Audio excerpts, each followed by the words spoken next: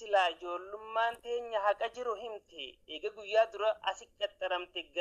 galata galchitee uumaa isii uume yoom takka dagatte tan tiktooki kutte bakka jirtum beeytu garuu hiraaramte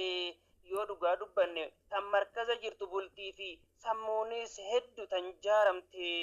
meeqani taatiree tan animmoo hin dhageenye tan aappii tiktooki gubbaatti heerumte heessa jirti hin jirtu osoo qaama qullaa jaamaa wali qabdee taaptaap godhaa jettee gubbaa bobborortu heerumni fagoodha jalla akkasii akka isii sanuu yoo barbaadden gartu ni dhoyfata malee maammadoon jallaanuu osoo gaafatanii tan inni barbaadu qaceeltu as jirtu tarrabbiin qaceelchee kaayyoof karoorasii hunda hojiirra oolchee bu'aa ba'ii boodaan injifannoon galche siin baana mangistii yaa taniin yaamameef eessuma jirtamee si jechaan dhufee bar miilaa fardaan deemee maashaa allaatis dhugaan hunda isii hojiirra oolchite dhaamsa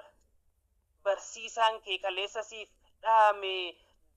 ji'iitaa kunoo arra guyyaan hadaf godhu shaameen masaanuu ta'e hunda kopheen irra deemee silaasumaan faarsaa